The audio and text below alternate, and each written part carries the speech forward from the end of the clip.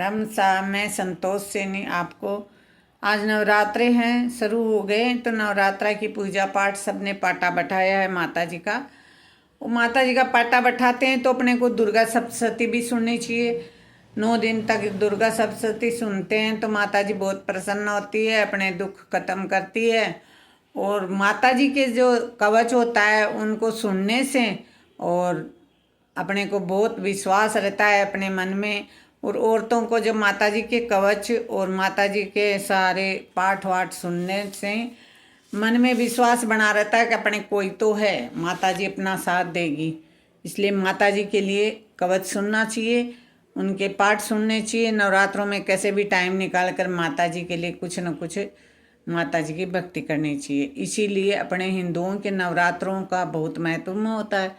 और मैं आपको एक माता दुर्गा सप्तशती का पाठ आपको सुनाती हूँ। पाठ क्या, सबसे पाठ से पहले देवी कवच करते हैं। वो कवच करके और कहीं भी जाओ कुछ भी नुकसान नहीं होता है, माता जी अपना ही सहायता करती है। अभी मैं माता देवी कवच आपको सुनाने जा रही हूँ पहले दिन का। मार्कंडेय ऋषि बोले, हे पितामह, आप हमें कोई ऐसा परम गुप्त साधन बताइए जिसके द्वारा मनुष्यों की सभी प्रकार से रक्षा हो रही हो और जो अभी तक आपने किसी को बताया भी ना हो। ब्रह्मा जी बोले, हे विप्रवर, इस प्रकार साधन तो परम पवित्र एवं परम गुप्त देवी जी का कवच ही है। इसी से प्राणी मात्र का कल्याण एवं सब प्रकार की रक्षा होती है, उसे सुनिए। देवी जी की 9 मूर्तियों के नाम इस प्रकार हैं। पहली शैलपुत्री, दूसरी ब्रह्मचारिणी, तीसरी चंद्रघटा, चौथी कुसमांडा, पांचवी स्कंद माता, छठी कात्यायनी, सातवीं कालरात्रि, आठवीं महागौरी, नवीं सिद्धिदात्री। जो मनुष्य अग्नि में जल रहा हो, युद्ध भूमि में शत्रुओं के मध्य फंस गया हो अथवा घोर संकट से ग्रस्त हो, वह मनुष्य भगवती की शरण में पहुंच जाए तो उसके घोर से भी घोर संकट दूर हो जाते हैं। जो भक्ति भाव से देवी जी का स्मरण करते हैं उसकी सभी प्रकार से उन्नति होती है। हे भगवती, जो भी आपका स्मरण करते हैं निश्चय उनकी आप रक्षा करती है। प्रेत की सवारी करने वाली चामुंडा देवी, वराई महिषी पर, इंद्री हाथी पर, वैष्णवी गरुड़ पर, महेश्वरी बेल पर, कुमारी मोर पर और लक्ष्मी कमल के आसन पर विराजमान है। श्वेत रूप धारण करने वाली, वृष सब के वाहन वाली ईश्वरी देवी है। हंस पर चढ़ी हुई, सभी आभूषणों से भूषित ब्राह्मी देवी है। इस प्रकार अनेक प्रकार के रत्नों से विभूषित, सभी योग शक्तियों से संयुक्त ये सब माताएं हैं। सभी देवी क्रोध युक्त रथों पर सवार होकर दर्शन देती है। ये शंख चक्र गदा शक्ति हल मुसल खेटक तोमर परशु पास कुंत त्रिशूल उत्तम आयुध सारंग धनुष इत्यादि अस्त्र शस्त्र देवताओं के शरीर का नाश करने के लिए, भक्तों को अभय देने के लिए एवं देवताओं के हित के लिए धारण करती है। हे देवी, आपके दर्शन कठिन है। शत्रुओं के भय को बढ़ाने वाली देवी जी, मेरी रक्षा कीजिए। पूर्व दिशा में मेरी रक्षा इंद्री देवी करे, अग्निकोण में अग्नि देवता करे, दक्षिण में वराही, नृत्य कोण में खड्गधारणी, पश्चिम में वारुणी, वायु कोण में मृगवाहिनी, उत्तर में कुमारी, ईशान कोण में सूर्यधारणी, ऊपर ब्रह्मा जी, नीचे वैष्णवी देवी रक्षा करे। इस प्रकार सबवाहिनी चामुंडा देवी 10 दिशाओं में रक्षा करे। जया मेरे आगे की, विजया मेरे पीछे की, बाईं और अजता दाईं और अपराजिता रक्षा करे। उद्योतनी मेरी शिखा की, उमा मेरे मस्तक की, विराजमान भुवों पर यशवनी भुवों के मध्य त्रिनेत्रा नासिकाओं की, यमगटा देवी नेत्रों के मध्य में, शंखनी कानों की, द्वारवासनी कपोलों की, कालिका कानों के मूल देश की सांकरी देवी रक्षा करे।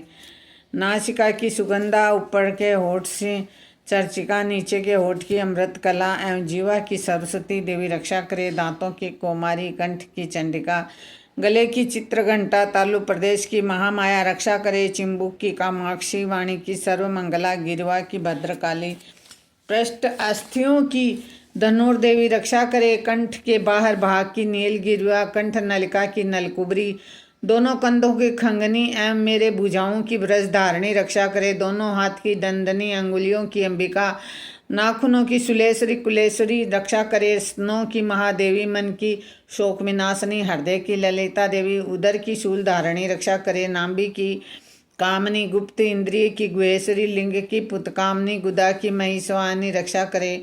कटी की भगवती, घुटनों की विंध्यवासिनी, जाघाओं की महाबली देवी रक्षा करे। गुल्फों की नारसिंह, पाँवों के तलवों की तेजसी, अंगुलियों की श्रीधरी देवी रक्षा करे। तलवों की पर्वतवासिनी रक्षा करे। नाखूनों की दृष्टा कराली, केशों की उद्रु केसनी, रोम छिद्रों की कुमारी तथा त्वचा की बागेश्वरी रक्षा करे। रक्त मंजा वसा, मांस अस्थियां मैदे की पार्वती, अंतड़ियों की कालरात्रि, पित्त की मुक्तेश्वरी रक्षा करे। पद्म कोश की पद्मावती, कफ की चूड़ामणि, नाखूनों के तेज की ज्वालामुखी, सभी संधियों की अभेद्या देवी रक्षा करे। हे ब्रह्माणी, आप मेरे वीर्य की रक्षा करे। छाया की छत्रेसी, मन बुद्धि अहंकार की धर्मधारिणी रक्षा करे। प्राणों की कल्याण शोभिना रक्षा करे। और शब्द स्पर्श रूप रस गंध अन्न 5 इंद्रियों की योगिनी, सत्व रज तम की नारायणी श्रद्धा रक्षा करे। आयु की वराही, धर्म की वैष्णवी, यश और कीर्ति की लक्ष्मी तथा धन विद्या की चक्रणी रक्षा करे।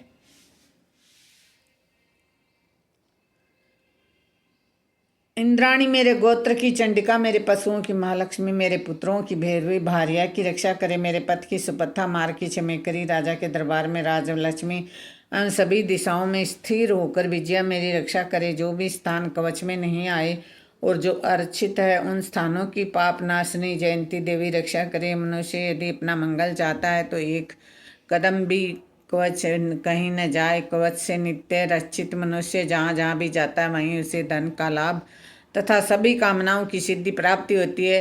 पृथ्वी पर उस पुरुष को ऐश्वर्य अतुल्य संपत्ति प्राप्त होती है। वह मनुष्य निर्भय हो जाता है। युद्ध भूमि में कोई भी उसे नहीं जीत सकता। त्रिलोक भर में पूजा जाता है। यह देवी कवच देवताओं को दुर्बल है। इसको अत्यंत श्रद्धा के साथ सावधान होकर जो तीनों संध्याओं में नित्य पढ़ लेता है वह देवी कला को प्राप्त होता है।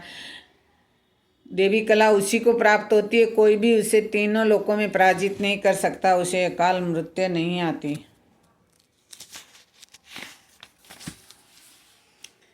वह 100 वर्ष से भी अधिक आयु पाता है। यह कवच उसका तेज यश कीर्ति बढ़ा देता है। चंडी पाठ करने वाला पहले कवच पाठ कर ले। जब तक पर्वत वन काननों के साथ यह पृथ्वी टिकी रहती है तब तक ऐसे पुरुष की संतति होने पर महामाया की कृपा से देह दुर्लभ परम स्थान की प्राप्ति होती है। सुंदर रूप को पाकर वह सदाशिव के साथ आनंद पाता है। अति देवी कवच भाषा समाप्त। ये है इतना देवी का कवच।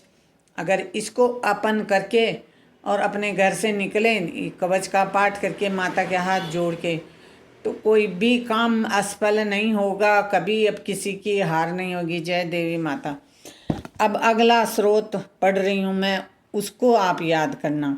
अगला स्रोत है श्री मार्कंडेय जी बोले, जयंती मंगला काली भद्र काली कपालिनी दुर्गा क्षमा शिवा धात्री स्वाहा स्वदा आदि देवियों को मेरा नमस्कार हो। चामुंडा देवी समस्त प्राणियों को के दुख निवारण करने वाली आपकी जय हो। सर्वव्यापक देवी कालरात्रि आपकी जय हो। मधु तथा केटभ दैत्यों का दलन करने वाली ब्रह्मा जी को वर देने वाली आपको नमस्कार हो। हे देवी आप मुझे सुंदर रूप दो, जय दो, यश दो, क्रोध आदि शत्रुओं का नाश करो। महिषासुर का नाश करने वाली भक्तों की सुखदाता देवी जी को नमस्कार हो। मुझे रूप दो, यश दो, जय दो, शत्रुओं का नाश करो। रक्त बीज को घायल करने वाली चंडमुंड को विनाश करने वाली माता मुझे सुंदर रूप दो, जय दो, यश दो, शत्रुओं का वध करो। हे पापनाशी चंडिके जो सर्वदा भक्तिपूर्वक आपके चरणों में मस्तक झुकाते हैं उन्हें रूप दो, जय दो, यश दो, शत्रुओं का नाश करो। सभी व्याधियों का नाश करने वाली चंडिके जो आपकी भक्तिपूर्वक स्तुति करते हैं उन्हें रूप दो, जय दो, यश दो, शत्रुओं का नाश करो। हे देवी जी आप मुझे सौभाग्य आरोग्य परम सुख दो, रूप दो, जय दो, यश, शत्रुओं का विध्वंस करो, मेरा कल्याण कीजिए और उत्तम धन संपत्ति दीजिए। रूप दो, जय दो, यश दो, शत्रुओं का नाश करो। हे माता आपके चरणों पर देवता और दैत्य दोनों ही अपने मुकुट की मणियाँ घिसते हैं। हे मातेश्वरी अपने भक्त को विद्यावान वेशवान लक्ष्मीवान करो। बड़े बड़े अभिमानी दैत्यों के अभिमान चूर्ण करने वाली चंडिके मैं आपको नमस्कार करता हूँ। हे 4 भुजाओं वाली माता चतुर्मुख ब्रह्मा जी आपकी स्तुति करते हैं। हे परमेश्वरी रूप दो, जय दो, यश दो, बैरियों का ध्वंस करो। हे श्री पार्वती के पति महादेव जी से स्तुत्य हे परमेश्वरी रूप दो, यश दो, शत्रुओं का नाश करो। हे देवी जी तो कठोर भुजदंड रखने वाले दैत्यों का नाश कर देती हो। हे अंबिके, आप अपने भक्तों के लिए अपार आनंद की वृद्धि करती हो।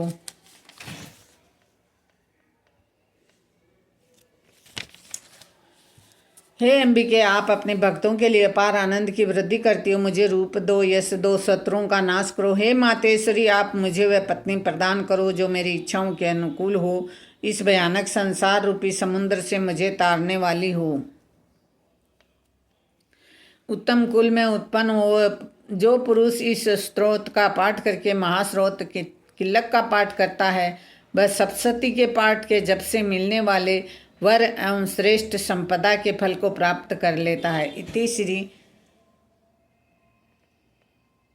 मार्कंडेय पुराण अगला स्रोत समाप्त। अगला स्रोत समाप्त यहाँ होता है। और बहनों, यहाँ से श्री किलक स्रोत चलता है। ये किलक स्रोत और पढ़ती हूँ मैं भी इसी वीडियो में। श्री मार्कंडेय जी ऋषि बोले, मैं उन भगवान सदाशिव को नमस्कार करता हूँ जिनके 3 दिव्य नेत्र हैं, जिनका शरीर विशुद्ध ज्ञान स्वरूप है, जो मोक्ष प्राप्ति का कारण है। अर्ध चंद्रमा जिनके मस्तक पर शोभायमान है। मंत्रों के साप एवं उत्कीलन आदि को समझकर पाठ करने वाला पुरुष मोक्ष पा लेता है, अतः इसको ज्ञान होना आवश्यक है। सब उच्चाटन वस्तुएं इसी स्रोत द्वारा पाठ करके सिद्ध होती है, और जो इस स्रोत का पाठ करके सप्तशती पाठ मात्र से स्तुति करते हैं, उन्हें देवी जी सिद्ध हो जाती है। हे उच्चाटन प्रयोगों से उन पुरुषों को मंत्र, औषधि आदि किसी अन्य साधन की आवश्यकता नहीं पड़ती। बिना जप के भी सभी उच्चाटन सिद्ध हो जाते हैं। क्या समस्त उच्चाटन आदि से सिद्ध हो जाते हैं? इस प्रकार के लोगों की शंका हुई। तब उस शंका के निवारण के लिए सदाशिव ने लोगों को बुलाकर आज्ञा दी, यह सब सिद्धियों देने वाला शुभ स्रोत है। उस चंडिका स्रोत को भगवान सदाशिव ने गुप्त कर दिया। इस स्रोत के पाठ द्वारा प्राप्त होने वाला पुण्य कभी समाप्त नहीं होता। साधक सभी प्रकार से क्षेम प्राप्त कर लेता है, इसमें कोई भी संशय नहीं। कृष्ण पक्ष की चतुर्दशी अथवा अष्टमी के दिन एकाग्र होकर जो अपना सब कुछ भगवती माता को अर्पण करता है, फिर प्रसाद के रूप में उसको पा लेता है। इसी रूप के किलक द्वारा महादेवी ने इसे भी किलन कर दिया है। जो इसके द्वारा सप्तशती के निष्किलन करके स्पष्ट होकर नित्य पाठ करता है, वह सिद्ध हो जाता है। देवी जी के गण एवं गंधर्व होता है, वह कहीं भी घूम रहा होता है, उसे कोई भय नहीं होता, न उसे अकाल मृत्यु होती है। देहांत होने पर वह मोक्ष पाता है। इसलिए इस किलक स्रोत को समझकर तथा उसका उत्कीलन करके पाठ करना उचित है। जो इस प्रकार नहीं करता, उसका नाश हो जाता है। तभी तो बुद्धिमान इसे समझकर ही उत्कीलन से उत्पन्न स्रोत का पाठ करते हैं। जो कुछ भी रमणियों में सौंदर्य, सौभाग्य आदि दिखाई देते हैं, ये सब के सब श्री देव की कृपा के फल हैं। इसी कारण शुभ स्रोत का जप सदा करते रहना चाहिए। और इस स्रोत के मंत्र स्वर से पाठ करने से थोड़ा प्रभाव लगता है, उच्च स्वर से अधिक फल मिलता है, सभी सिद्धियां प्राप्त होती है। अतः उच्च स्वर से पाठ याद करें। जिस भगवती की कृपा द्वारा सौभाग्य, आरोग्य, संपत्ति तथा शत्रु नाश तथा परम मोक्ष की प्राप्ति होती है, उस जगत की माता की स्तुति करनी चाहिए। जय हो देवी माता।